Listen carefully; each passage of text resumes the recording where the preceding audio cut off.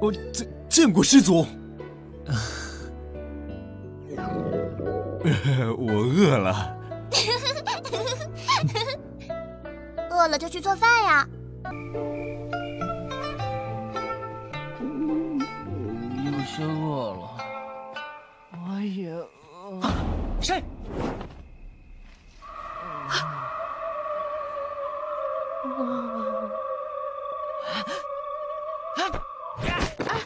终于找到你了！我没放弃！别害羞嘛！你这个人到底来干嘛？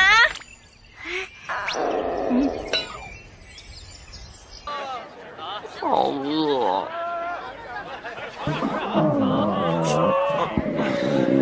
又被严兄撵出来了，又没有生意，这下真的解不开锅了，肚子好饿。玄之，要是能像你一样，肚子饿。